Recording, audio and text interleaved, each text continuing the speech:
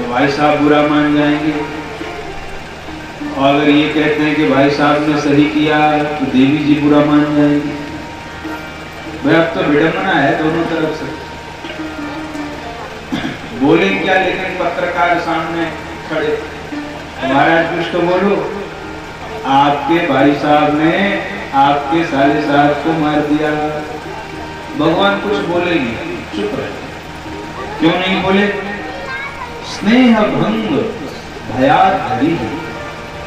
भगवान श्री हरि को भय लगा कि इस समय कुछ भी बोलना ठीक नहीं है।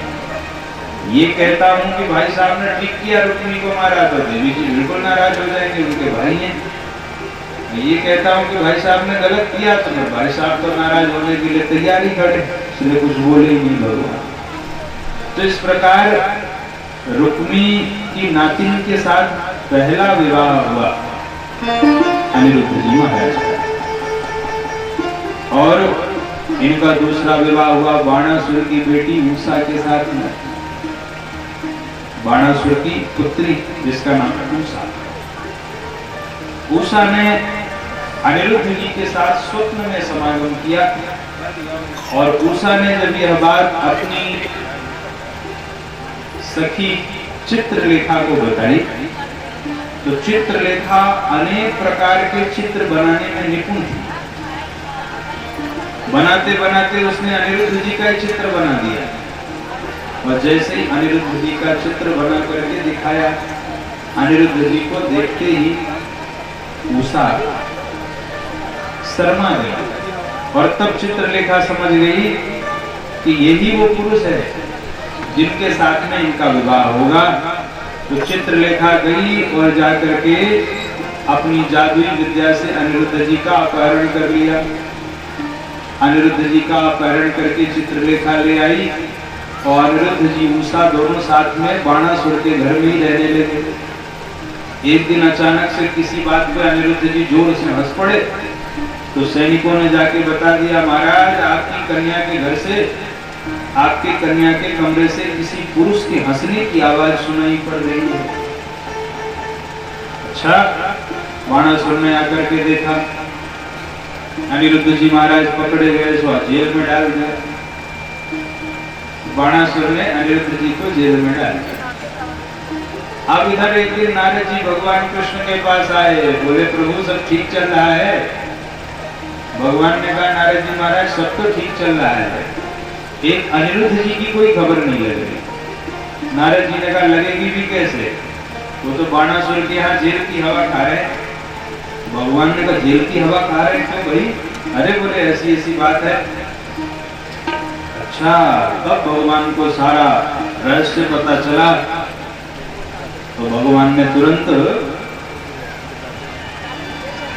नारायणी सेना को तैयार किया, और नारायणी सेना को तैयार करके भगवान श्री कृष्ण ने बाणासुर की पुरी पर आक्रमण कर दिया। बोलो भक्तवत्सल भगवान की जय। बाणासुर ने तुरंत भगवान शिव को याद किया, हे भोलेनाथ शीघ्र ही आइए और आकर के मेरी रक्षा कीजिए, क्योंकि श्री कृष्ण ने मेरे ऊपर आक्रमण कर दिया है। बाणासुर शिव जी का परम भक्त, और भक्त पुकारे भगवान ना आए, ऐसा हो सकता है क्या? बाणासुर ने पुकारा, भगवान ने त्रिशूल प्रकट हो गए। भगवान श्री कृष्ण ने भोले बाबा को प्रणाम किया, भोले बाबा ने भगवान श्री कृष्ण को प्रणाम किया, क्योंकि दोनों एक दूसरे के स्वामी भी हैं, सेवक भी हैं और सखा भी हैं।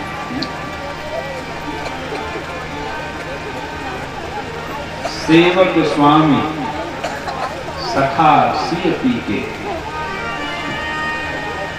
तो ये एक दूसरे के स्वामी भी, सेवक भी, सखा भी। भगवान श्री कृष्ण ने कहा, भोले बाबा आप यहाँ कैसे? भोले बाबा ने कहा, वही तो हम भी पूछ रहे प्रभु, आप यहाँ कैसे? भगवान श्री कृष्ण ने कहा, इसने मेरे बेटे को जेल में डाल दिया है। अच्छा, तो ये तो मेरा भक्त है। भगवान श्री कृष्ण ने कहा, भोलेनाथ आप हट जाइए रास्ते से, हमें इसके साथ युद्ध करना है। भोले बाबा ने कहा, देखो प्रभु सदैव से तो आपका सम्मान है, लेकिन आज मैं भी पीछे नहीं हट सकता, क्योंकि ये मेरा भक्त है, मैंने इसको वचन दिया है। भगवान श्री कृष्ण का अच्छा, आ जाइए फिर आप भी मैदान में। अब तो महाराज एक और भगवान शिव खड़े हो गए, एक और भगवान श्री कृष्ण खड़े हो गए। भगवान शिव ने पाशुपत अस्त्र निकाल लिया, भगवान श्री कृष्ण ने नारायण अस्त्र निकाल लिया। और जब ये भयंकर अस्त्र दोनों संधान करने लगे तो बीच में सारे ऋषि महर्षि प्रकट हो गए। बोले महाराज जी क्या करना चाहते हैं? अरे ये पाशुपत अस्त्र, ये नारायण अस्त्र चलेंगे तो अभी ही जगत का लय हो जाएगा, विनाश हो जाएगा पूरे संसार का। तब दोनों ने फिर अपने अपने ज्वर का अनुसंधान किया। भगवान श्री कृष्ण ने वैष्णव ज्वर का प्रयोग किया, भगवान शिव ने माहेश्वर ज्वर का प्रयोग किया, और वैष्णव ज्वर ने माहेश्वर ज्वर को परास्त कर दिया। भगवान शिव को जम्हाई आने लगी, और जितनी देर में भगवान शिव को जम्हाई आई, उतनी देर में भगवान श्री कृष्ण बाणासुर की भुजाओं को काटना प्रारंभ कर दिए। एक एक करके भगवान कृष्ण ने बाणासुर की सब भुजाएं काट दी, केवल 4 अवशेष बची। तो बाणासुर की धाय मां कोटरा देवी सामने आ गई, भगवान ने छोड़ दिया। और इसके पश्चात भगवान शिव ने भगवान श्री कृष्ण से प्रार्थना करी, तो प्रभु अभी से छोड़ दिया जाए, ये मेरा भक्त है। भगवान श्री कृष्ण कहते हैं, भोले बाबा आपका भक्त है, इसीलिए तो अपना रूप देके इसे छोड़ रहा हूं। आपका भक्त है तो मैं इसे कैसे मार सकता हूं? ये आपका भक्त है, इसलिए चतुर्भुज रूप देके अब इसको छोड़ दे रहा हूं। भगवान ने बाणासुर को छोड़ दिया, और वहां से भगवान अपने पौत्र अनिरुद्ध जी को लेकर के वापस लौटे। तो इस प्रकार अनिरुद्ध जी के 2 विवाह हुए, और दोनों विवाह में भयंकर झगड़ा। बोले भक्तवत्सल भगवान की। भगवान अपने पुत्र पौत्रों के साथ प्रायः घूमने के लिए जाते थे। एक दिन की बात है, भगवान श्री कृष्ण अपने पुत्र पौत्रों को लेके एक जगह गए। भगवान के पुत्र पौत्र आदि सब क्रीड़ा कर रहे थे, और इतने में जिस गेंद से वो खेल रहे थे वो कुआं में चली गई। बच्चों ने जाके देखा तो कुएं में एक बड़ा सा गिरगिट दिखाई पड़ा। तो बच्चे सब लौट करके आए, भगवान से बोले कि हे तात, हमारी गेंद तो कुएं में चली गई, और कुएं में एक बड़ा विशाल काय गिरगिट है। भगवान गए, और जैसे ही भगवान ने उस गिरगिट का को देखा, उसका स्पर्श हुआ, तुरंत उसका वह देह छूट गया, और उसमें से एक दिव्य महापुरुष प्रकट हो गया। भगवान ने कहा, कौन है आप? कहता है, नृगो नाम नरेंद्रो अहम् इक्ष्वाकु तनयः प्रभो दानि स्वाख्यायमानेषु यदि ते कर्णमस्त्रसम्। वह जो गिरगिट के रूप में था, उसने कहा, महाराज मेरा नाम है नृग,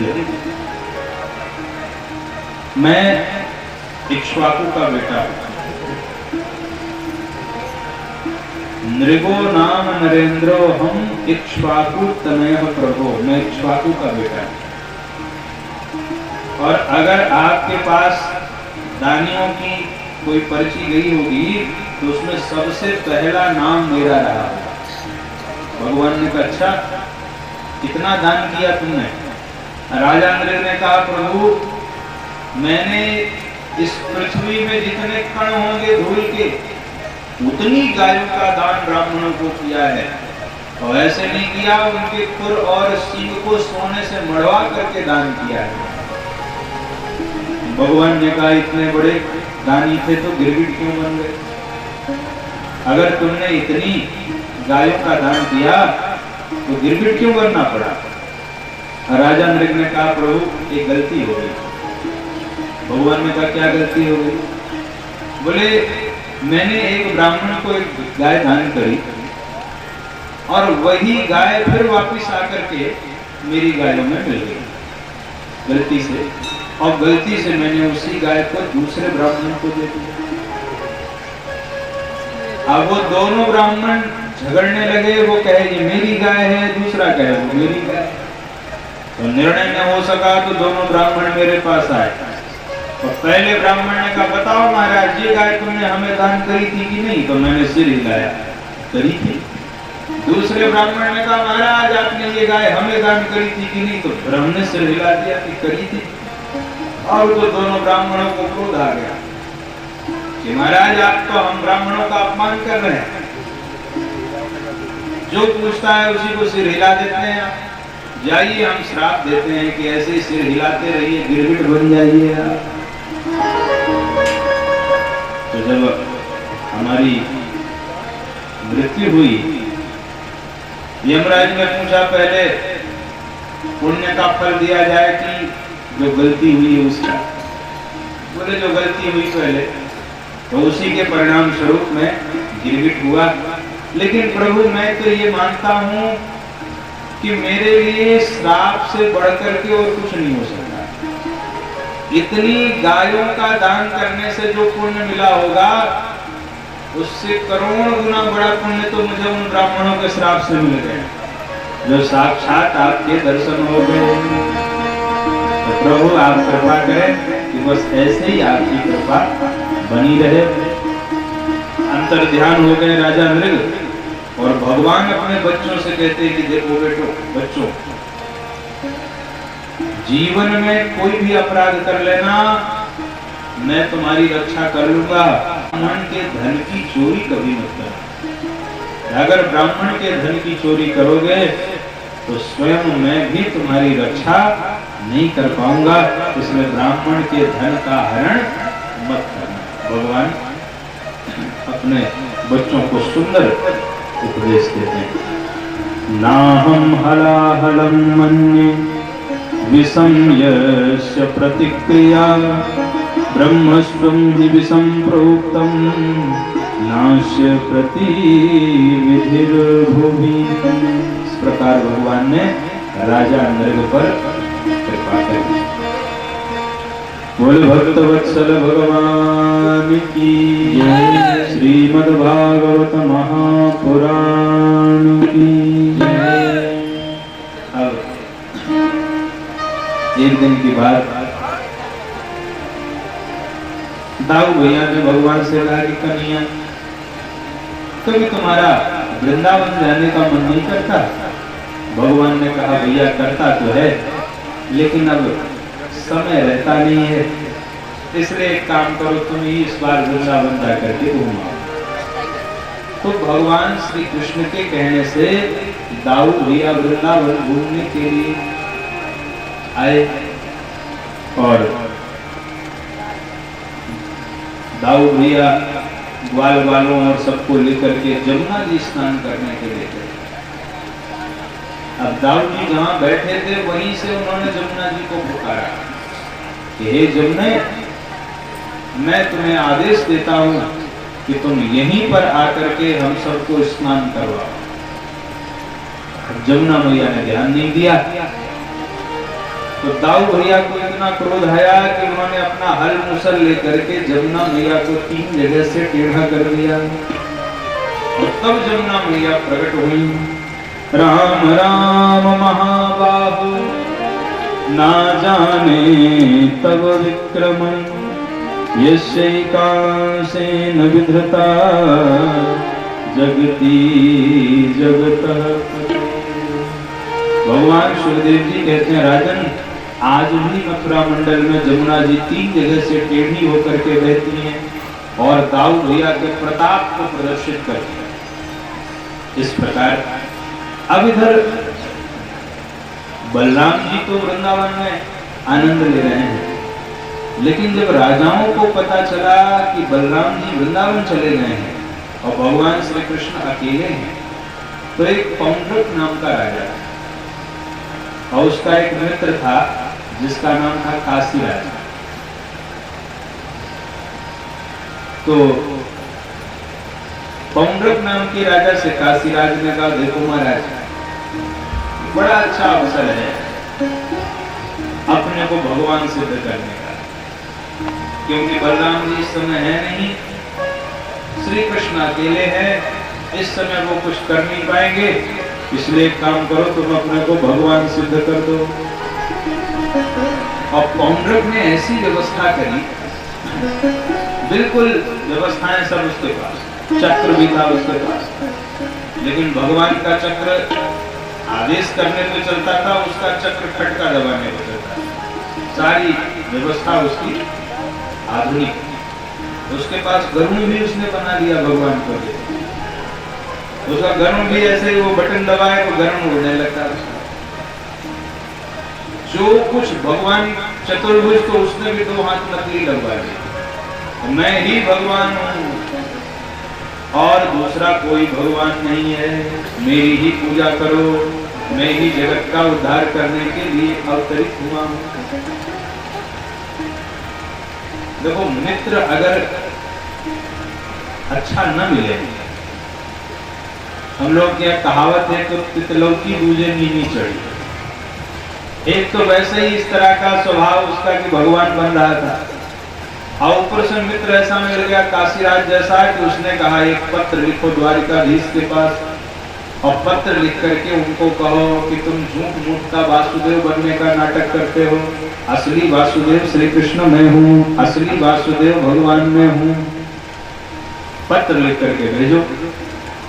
अब आ गया काशीराज के बहकावे में, एक पत्र लिखा, पत्र लिख के भेज दिया। और जब उद्धव जी ने उस पत्र को पढ़ा तो उद्धव जी तो बड़ी जोर जोर से हंसने लगे। भगवान ने कहा क्या हुआ? उद्धव जी ने कहा सरकार आपकी छुट्टी हो गई। भगवान ने कहा क्यों? बोले एक नए भगवान इस समय मार्केट में आए हुए।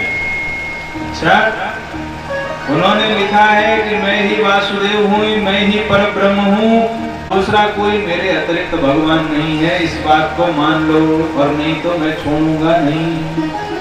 वासुदेवोऽवतीर्णो हम एकमेव न चापरे, भूतानाममुकं पार्थं त्वं तु मिथ्याभिधां त्यज। हे श्री कृष्ण, तुम झूठा मूठा नाटक करते हो भगवान बने, मैं भगवान हूँ। भगवान श्री कृष्ण ने कहा उसी पत्र में पीछे लिख के भेज दो कि मैं भगवान का दर्शन करने के लिए आ रहा हूँ। और वापिस पत्र लेकर के आया, उसने पत्र दिया और कहा महाराज उन्होंने कहा है कि मैं भगवान का दर्शन करने स्वयं चल के आ गया। अब तो पौंड्रक घबराया। पौंड्रक ने अपने मित्र से कहा मित्र अच्छा भला मैं भगवान बना अपना राज्य कर रहा था, तुमने कहाँ फंसा दिया? काशीराज ने कहा देखो मित्र, भगवान बनना है तो छोटा मोटा रिस्क तो लेना ही पड़ेगा, बाकी तुम चिंता ना करो, हम तुम्हारे साथ। भगवान अपनी पूरी नारायणी सेना लेकर के आए।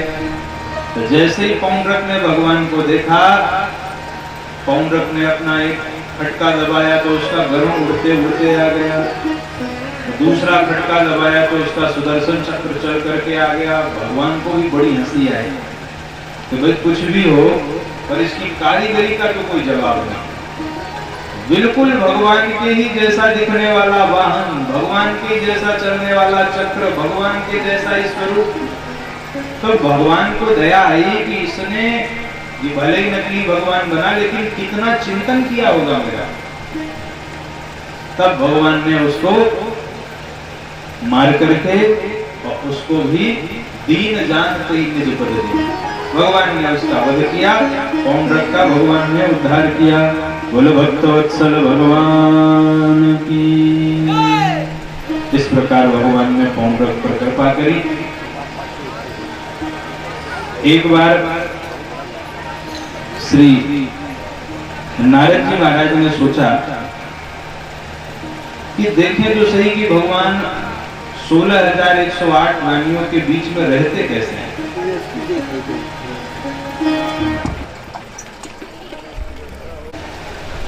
नित्य प्रातः ब्रह्म मुहूर्त में जागते हैं और जागने के बाद भगवान अपने स्वरूप का ध्यान करते हैं। पश्चात भगवान स्नान करते हैं, अग्निहोत्र करते हैं अपने माता पिता को प्रणाम करते हैं और फिर भगवान अपनी सुधर्मा सभा में जाते हैं। भगवान की एक सभा है जिसका नाम है सुधर्मा सभा। और उस सुधर्मा सभा की विशेषता यह है कि उसमें कितने ही लोग बैठ जाएं, एक कुर्सी हमेशा खाली रहेगी। ये उस सभा की विशेषता है। अगर 500 लोग बैठेंगे तो एक कुर्सी खाली रहेगी, 1000 लोग बैठेंगे तो भी एक कुर्सी खाली रहेगी। एक दिन भगवान ऋषि अपनी सुधर्मा सभा में बैठे थे। इतने में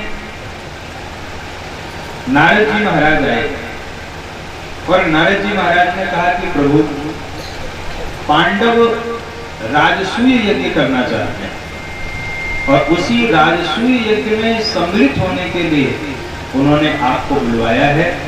मैं आपका निमंत्रण लेकर के आया। भगवान ने कहा अच्छा। इतने में एक सेवक आया दूत और उसने कहा महाराज, जरासंध के कैद खाने में 20,800 राजा कैद हैं और उन राजाओं ने आपसे विनती करी है कि आप उन राजाओं को कारागार से मुक्त करवाएं। अब भगवान सोचने लगे कि पहले किसके पास जाए। पहले पांडवों के पास जाकर के राजसूय यज्ञ में सम्मिलित हो या पहले जरासंध का वध करके 20,800 राजाओं को मुक्त किया जाए।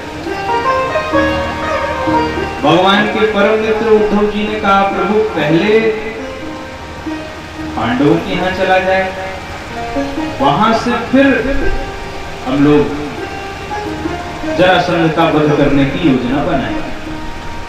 भगवान ने उद्धव जी की प्रशंसा करी और भगवान सर्वप्रथम पांडवों के यहाँ पहुंचे और पांडवों के यहाँ पहुंच करके भगवान ने कहा कि देखो, जब तक जरासंध जीवित है तब तक वह आपकी राजसूय यज्ञ को सफल नहीं होने देगा।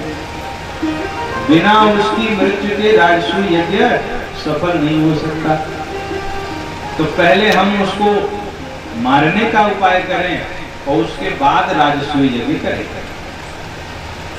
भगवान ने भीमसेन और अर्जुन को अपने साथ में ले लिया और ब्राह्मण का वेश बना करके भगवान जरासंध के यहाँ पहुंच गए। जरासंध ब्राह्मणों से बड़ा प्रेम करता है क्योंकि ब्राह्मणों को जप में बैठा करके ही उसने भगवान श्री कृष्ण पर 18वीं बार विजय पाई थी, इसलिए ब्राह्मणों से खूब प्रेम करता है। भगवान श्री कृष्ण इस बात को जानते हैं कि जरासंध ब्राह्मणों को दिया गया वचन पूरा करेगा, इसीलिए भगवान श्री कृष्ण ने ब्राह्मण का रूप बनाया। अर्जुन को भी ब्राह्मण बना दिया, भीमसेन को भी ब्राह्मण बना दिया और तीनों जन विप्र वेश बना करके जरासंध के पास पहुंच गए। जरासंध से कहते हैं महाराज, हम आपसे भिक्षा मांगने के लिए आए हैं, भिक्षाम देहि। जरासंध ने कहा ब्राह्मण देवताओं, एक से एक तेजस्वी तपस्वी ब्राह्मण देखे, आपके जैसा तेजस्वी तपस्वी ब्राह्मण आज तक नहीं देखा। आपके अंदर तो कुछ ज्यादा ही तेज चमक रहा है। आप ऐसा लगता है जैसे मैंने कभी आपको देखा है। भगवान ने कहा देखा होगा कभी, हम ब्राह्मण हैं, भिक्षाटन के लिए आते जाते रहते हैं। जरासंध ने कहा नहीं, आपकी कुछ आपका स्वरूप जाना पहचाना लगता है। अरे भगवान ने कहा भाई, हम ब्राह्मण हैं, हम विचरण करते रहते हैं, देखा होगा कहीं। जरासंध ने कहा क्या चाहते हैं आप? भगवान ने कहा हमें युद्ध की भिक्षा दीजिए महाराज। जरासंध ने कहा अरे ब्राह्मण होकर के युद्ध की भिक्षा मांग रहे हो? ब्राह्मण कभी युद्ध की भिक्षा नहीं मांग सकता। युद्ध करना तो क्षत्रियों का काम है। कौन है आप? भगवान ने कहा इस चक्कर में पड़ने से क्या होगा? अरे हम विप्रवेश में आए हैं और युद्ध की भिक्षा मांग रहे हैं, आप भिक्षा दीजिए, बात खत्म।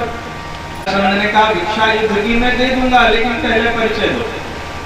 भगवान ने कहा तो सुनो, असौरको दरह पार्थ, ये भीमसेन है जरासंध ने कहा अच्छा, और आप अपना परिचय दीजिए। भगवान ने कहा सुनो, पहले ध्यानपूर्वक सुनो। असौ प्रकोदरः पार्थ तस्य भ्राता अर्जुनो वयम्। ये भीमसेन है और ये बगल वाले उनके भाई अर्जुन है। जरासंध ने कहा हम पूछ ही कहाँ रहे हैं, आपसे पूछ रहे हैं, आप कौन हो, क्योंकि जाने पहचाने तो आप लग रहे हैं हमको। भगवान ने कहा आयनो मातुलेयम्मा, मैं इनके मामा का बेटा हूँ। जरासंध ने कहा अपना नाम बताओ महाराज, हमें इनकी कोई जानकारी नहीं, हमें आपकी जानकारी चाहिए, आप कौन हैं? भगवान ने सोचा बिना नाम सुने ये रहेगा नहीं, तो भगवान ने कहा कृष्णम जानी हतोरिपुम, मुझे शत्रुनाशक कृष्ण समझो। जरासंध ने कहा ओहो, वही रणछोड़ कृष्ण जो मुझे देख करके युद्ध भूमि छोड़ के भाग खड़ा हुआ था। मैं जो युद्ध भूमि छोड़ के भाग जाए उनसे युद्ध नहीं करता, आपसे युद्ध नहीं कर सकता मैं। भगवान ने कहा अच्छा, चलो हमसे नहीं कर सकते तो दो योद्धा और हैं, इन्हीं में से किसी को जोड़ी बना दो। जरासंध ने अर्जुन की ओर देखा तो कहा ये तो हड्डी का ही, हमसे क्या लड़ेगा। भीमसेन की ओर देख के कहता है भीमस्तुल्य बलो मम, ये भीमसेन जरूर मेरी बराबरी का दिख रहा है, इसलिए मैं भीमसेन से युद्ध की भिक्षा दे रहा हूँ, मैं भीम से युद्ध करूंगा। अच्छा, भीमसेन भी बिल्कुल अहंकार में एकदम जकड़ ककड़ गए, बारे जिसने भगवान को फैल कर दिया, अर्जुन को तो कुछ गिना ही नहीं, और हमसे कह रहा है भीमस्तुल्य बलो मम। युद्ध प्रारंभ होगा, और जब युद्ध प्रारंभ हुआ तो बहुत भीषण युद्ध हुआ। भीमसेन ने लाख प्रयास किए पर जरासंध को जीत नहीं पाए, और धीरे धीरे धीरे धीरे युद्ध में एक एक दिन बीत रहा है, और अब तो जरासंध ने मार मार के भीमसेन की हालत खराब कर दी। 27 दिनों, 27 दिन के बाद रात्रि में तो भीमसेन सोच रहे कि हे भगवान मौका मिल जाए और मैं भाग जाऊं यहाँ से, अगर भागूंगा तभी प्राण बचेंगे। और तब तक भगवान श्री कृष्ण पहुंच गए, बोले भीमसेन कैसे हैं आप? भीमसेन ने कहा कैसे हैं, बस ये समझ लीजिए कि प्राण बचे हुए हैं। भगवान ने कहा अच्छा, तो आप तो बड़े योद्धा बन रहे थे, जब उसने कहा भीमस्तुल्य बलो मम तो आपका चेहरा देखने लायक था। भीमसेन ने कहा देखिए द्वारिका ये सब जो गलती होनी थी तो हो ही गई, लेकिन अब कुछ उपाय करिए, नहीं कल वो पक्का मुझे छोड़ेगा नहीं। भगवान ने कहा जाओ युद्ध करते समय मेरी ओर देखना। 28वें दिन युद्ध प्रारंभ हुआ। युद्ध करते करते भीमसेन ने भगवान की ओर देखा तो भगवान ने एक तिनके को फाड़ करके फेंक दिया। भीमसेन समझ गए भगवान क्या चाह रहे हैं। भीमसेन ने तुरंत जरासंध को पकड़ के 2 भागों में चीर दिया, और 2 भागों में चीर के जैसे फेंका, भीमसेन तो गदगद हो गए, वाह प्रभु हमने तो इसको मार दिया। और देखते ही देखते महाराज वो दोनों उसके भाग पुनः शरीर के फिर जुड़ गए। अब भीम घबराए कि हे भगवान अब तो पक्का ये मुझे नहीं छोड़ेगा, तो मैंने इसके साथ जो कृत्य किया है और ये फिर जीवित हो गया, अब तो ये मुझे छोड़ने वाला नहीं, बाकी प्रभु अब तो मैं गया। भगवान ने पुनः तिनके को चीर करके विपरीत दिशाओं में फेंक दिया। भीमसेन समझ गए। पुनः भीमसेन ने जरासंध को 2 भागों में विभक्त करके विपरीत दिशाओं में फेंक दिया, और इस प्रकार भीमसेन के द्वारा भगवान ने जरासंध का वध करवाया। बोले भक्तवत्सल भगवान की। पश्चात भगवान ने कारागार में बंद 20,800 राजाओं को मुक्त किया, और फिर भगवान राजसूय यज्ञ में आए। राजसूय यज्ञ में जब ये हुआ कि प्रथम पूजन किसका होगा, तो सबने मिलकर के भगवान श्री कृष्ण के नाम का समर्थन किया। शिशुपाल बीच में खड़ा होकर के भगवान को गालियां देने लगा, एक एक करके। आज बस गलती ये हो गई कि रोज गिन के गाली देता था, देत गनी गनी गाली, क्योंकि उसको पता था कि 100 के ऊपर हुए तो जय सिया राम हो जाए। आज क्या हुआ, आज उसके आसपास कुछ लोग बैठे थे तो जब शिशुपाल भगवान को गाली दे तो आसपास वाले कहें और सुनाओ, हम हैं तुम्हारे साथ, पीछे मत रहना, और सुनाओ। तो आज भावनाओं में आ गया शिशुपाल और गिनती करना भूल गया। करते करते भगवान समझा रहे हैं, देख शिशुपाल अब बस बहुत हो गया। शिशुपाल ने कहा, अरे क्या बहुत हो गया, एक एक करके गाली देता ही जा रहा है, देता ही जा रहा है। जो आसपास में बैठे लोग हैं वो कहे, हाँ हम तुम्हारे साथ हैं महाराज, खूब गाली सुनाओ। कई बार व्यक्ति जोश में होश खो बैठता है, और वही हुआ बेचारे शिशुपाल के साथ। रोज गिन लेता था, 99 आते आते रुक जाता था। इसीलिए तो रोज देता था कि उसको पता था कि इतनी गालियों तक माफ है, तो दे तो गनी गनी गाली, स्पष्ट लिखा है। तो आज भूल गया संख्या, और जैसे ही 100 गाली दिया वैसे ही भगवान ने चक्र से शिशुपाल का वध कर दिया। बोल भक्त वत्सल भगवान की। बड़े प्रेम से फिर राजसूय यज्ञ हुआ और प्रथम पूजा भगवान द्वारिकाधीश की गई।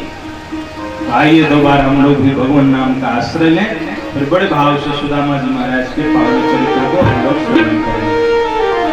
हरि नाम का प्याला, हरे कृष्ण की हाला, ऐसी हाला पी पी करके चला चले मतवाला।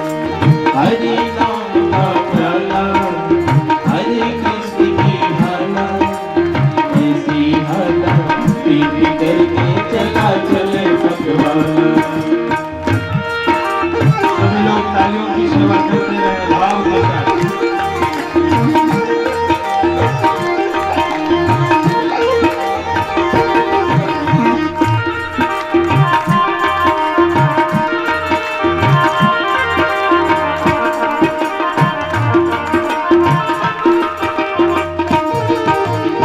राधा जैसी बाला और वृंदावन का बाला, राधा जैसी बाला और वृंदावन का बाला, ऐसा बाला मुरली मनोहर जपो कृष्ण की माला। हरि नाम का प्याला प्याला, हरि कृष्ण की हाला, ऐसी हाला पी पी करके चला चले मतवाला।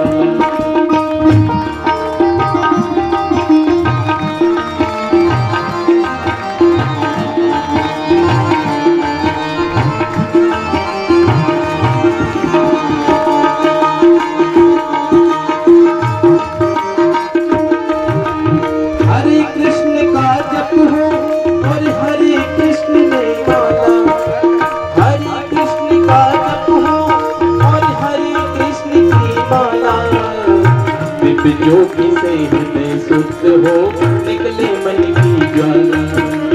हरि नाम का प्याला प्याला, हरे कृष्ण की हाला, ऐसी हाला पी पी करके माला। हरि नाम का प्याला प्याला, हरे कृष्ण की हाला, ऐसी हाला पी पी करके चला चले मतवाला।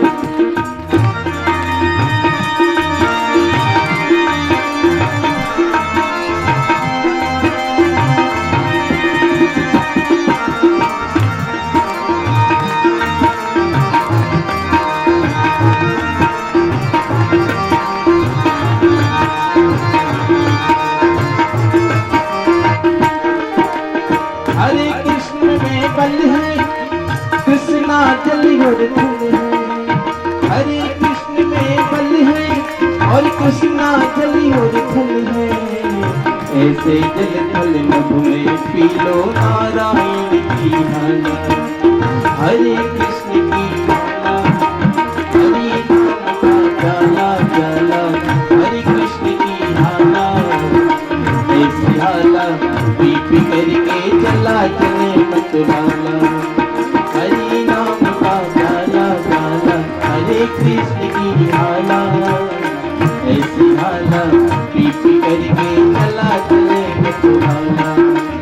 हरि नाम का प्याला प्याला, हरे कृष्ण की हाला, ऐसी हाला पी पी करके चला चले मतवाला। ऐसी हाला पी पी करके चला चले मतवाला। ऐसी माला पी पी करके चला चले मतवाला। बोलो भक्त वत्सल भगवान की जय। सुखदेव जी कहते हैं कि परीक्षित जी से कि महाराज अब और कौन सी कथा आप सुनना चाहते हैं? परीक्षित जी कहते हैं महाराज आपने कहा भगवान दीन बंधु हैं, तो ऐसी कोई कथा सुनाइए जिसमें कि भगवान का दीन बंधुत्व झलकता हो। तब सुखदेव जी महाराज विस्तार से श्री सुदामा जी का पावन चरित्र सुनाते हैं। कैसे हैं सुदामा जी महाराज? कृष्णस्यासि सखा कश्चित् ब्राह्मणो ब्रह्मविद्तमः विरक्त इंद्रियार्थेषु प्रशांतात्मा जितेंद्रियः। भगवान श्री कृष्ण के एक सखा थे जिनका नाम है सुदामा जी। कृष्णस्यासि सखा कश्चित् ब्राह्मणो ब्रह्मवित्तमः, वेद वेत्ता ब्राह्मण जी रहते थे जिनका नाम था सुदामा। सुदामा जी की पत्नी का नाम था सुशीला। जैसा नाम वैसा काम, ब्राह्मणी सीधी सादी थी। दोनों बड़े प्रेम से रहते थे, लेकिन सुदामा जी के पास गरीबी नहीं थी। गरीबी इतनी थी कि भोजन भी सुबह और शाम का नहीं मिल पाता। सुशीला जी को किसी के द्वारा पता चला कि द्वारिकाधीश भगवान श्री कृष्ण के सखा हैं। सुशीला जी दौड़ते हुए आई और कहती है स्वामी मैंने सुना है कि द्वारिकाधीश श्री कृष्ण आपके बचपन के मित्र हैं। सुदामा जी को भगवान की याद आ गई। भगवान ने कहा देवी तुमने ठीक सुना है, द्वारिकाधीश श्री कृष्ण मेरे बचपन के सखा। सुशीला ने कहा स्वामी तो एक बार उनके दरबार पर चले जाइए, वे बड़े कृपालु हैं, भक्त वत्सल हैं। एक बार आप उनके दरबार पर चले जाएंगे तो जीवन भर के लिए आपका मांगना बंद हो जाएगा, आपको कभी मांगना नहीं पड़ेगा। ये सुनते ही सुदामा जी के नेत्रों में प्रेमाश्रु आ गए। सुदामा जी ने कहा कि देवी मैं इतने दिन बाद अपने मित्र से मिलने जाऊंगा तो उससे मांगने के लिए जाऊंगा, ये तो असंभव है। मित्र के यहाँ तो उल्टे कुछ लेकर के जाना चाहिए और तुम मांगने के लिए भेज रही हो। मांगने के लिए तो सुदामा कृष्ण के दरबार कभी नहीं जा सकता है। सुशीला जी समझ गई कि ऐसे ये जाएंगे नहीं। सुशीला ने कहा तो स्वामी जी मांगने के लिए न सही मिलने के लिए चले जाइए, आपके बचपन के सखा हैं, कितना दिन हो गया। सुदामा जी ने कहा देवी याद तो मुझे भी आती है, पर शास्त्र ऐसा कहते हैं कि मित्र के घर में खाली हाथ नहीं जाना चाहिए। कुछ स्थान ऐसे हैं जहाँ खाली हाथ नहीं जाना चाहिए। जैसे कभी भी अपनी बिटिया के घर में जाइए, जहाँ आपने अपनी बिटिया का विवाह किया है, तो कुछ ना कुछ लेके जाना चाहिए। भगवान के मंदिर में जाइए तो पत्रम पुष्पम फलम तोयम, कुछ ना कुछ लेके जाना चाहिए। मित्र के घर में जाइए अथवा गुरु के घर में जाइए तो कुछ स्थान ऐसे हैं जहाँ खाली हाथ नहीं जाना चाहिए। सुशीला जी ने कहा स्वामी जी उसकी चिंता आप मुझ पर छोड़ दीजिए। 4 घर से 4 मुट्ठी चावल मांग करके ले आए और कपड़े के कई परत परत करके उसमें 4 मुट्ठी चावल रखा और उसकी पोटली बना करके सुदामा जी महाराज को पकड़ा दिया। स्वामी ये भेंट आप मेरी ओर से लेकर के जाइएगा और जब अपने मित्र के पास पहुंच जाइएगा तो उनसे मेरा एक संदेशा करिएगा। सुदामा ने कहा, सुशीला तुम्हारा कौन सा संदेश मैं द्वारिकाधीश से कहूंगा? तो सुशीला जी कह रही है कि 1 मास 2 पात में 2 एकादशी होए, पर मेरे घर गोपाल जो नित्य एकादशी हो।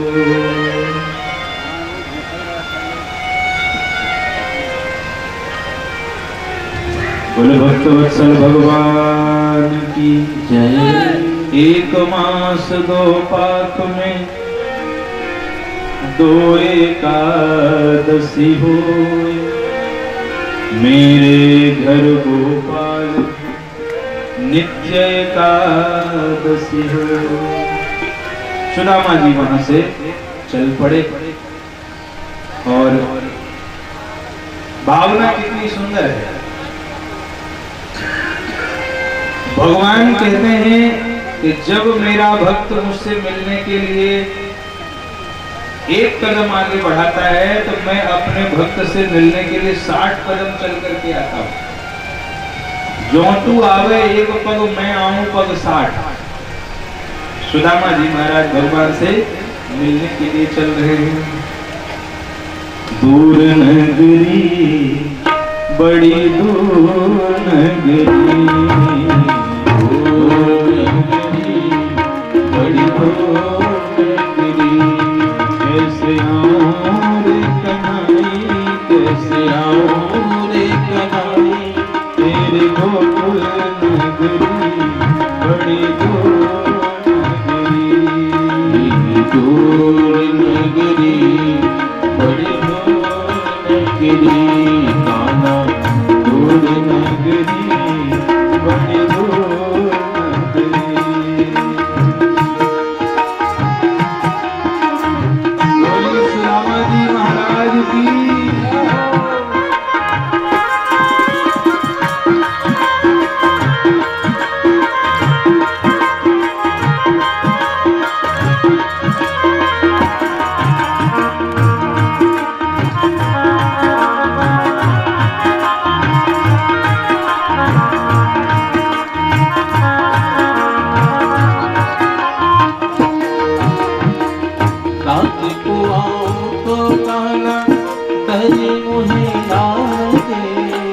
रात को आऊं तो कान्हा डर मोहे लागे, डर मोहे लगे कान्हा डर मोहे लागे, डर मोहे लगे कान्हा डर मोहे। रात को आऊं तो कान्हा डर मोहे लागे, रात को आऊं तो कान्हा डर मोहे लागे, दिन में आऊं तो कान्हा, दिन में आऊं तो देखे सारी नगरी बड़ी दूर नगरी, दूर नगरी बड़ी दूर नगरी, कान्हा दूर नगरी बड़ी दूर नगरी।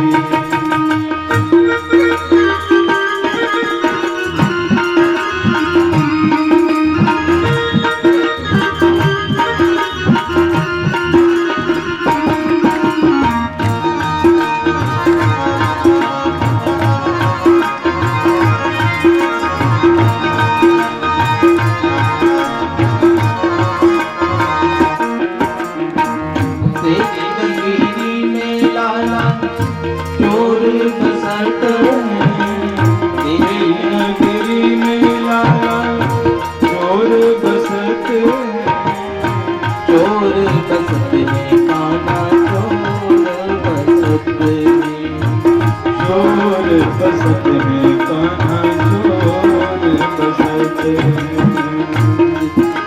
ओ तेरी नगरी में कान्हा चोर बसत है, तेरी नगरी में कान्हा चोर बसत है, दूर दिल्ली में कान्हा दूर दिल्ली में मेरी है, ओ तेरी बड़ी दूर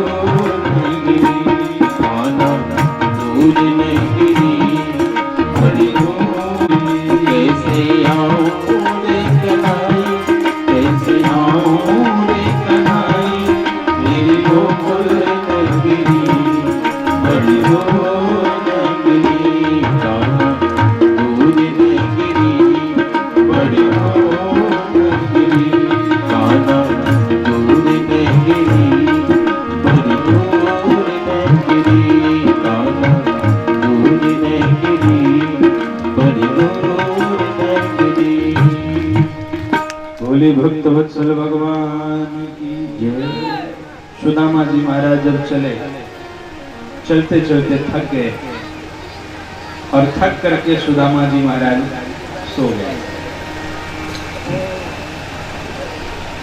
सोए हुए सुदामा जी को भगवान श्री कृष्ण ने द्वारिका में ला करके सुला दिया।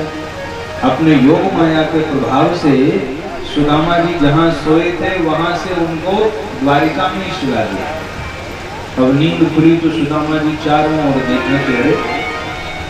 मैं जब सोया था तो वहां तो जंगल था और यहाँ ये सुंदर सुंदर महल, ये अट्टालिकाएं कहां से आ गई।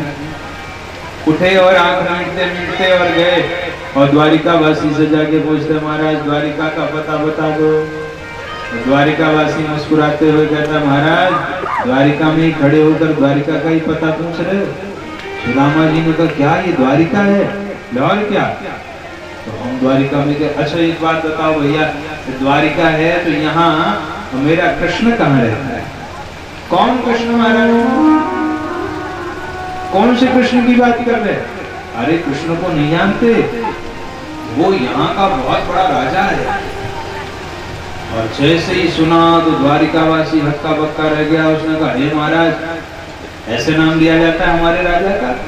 हमारे राजा हैं श्री श्री 1008 श्री कृष्णचंद्र जी महाराज। सुदामा जी ने कहा, तो उसका नाम भी इतना बड़ा हो गया। ऐसे खैर कोई बात नहीं, आप तो उनका पता बताओ।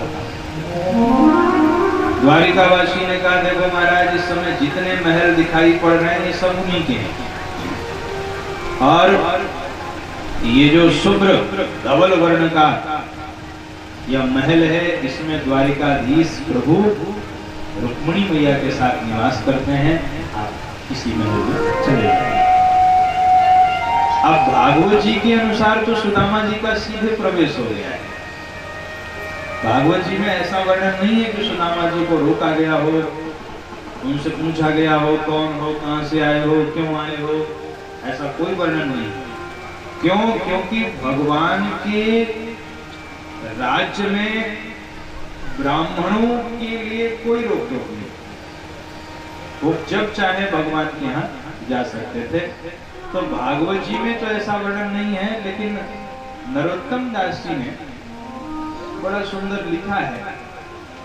उसके आधार पर अगर चर्चा करें तो जब सुदामा जी महाराज द्वार पर पहुंचे तो सुदामा जी ने द्वार पर पहुंच करके द्वारपालों से कहा कि भैया भीतर चले जाओ और भीतर जाकर के अपने द्वारिकाधीश से कह देना कि उनके बचपन का सखा उनसे मिलने के लिए आया हुआ है। द्वारपालों ने जब सुदामा जी को देखा तो द्वारपाल तो आश्चर्यचकित रह गए।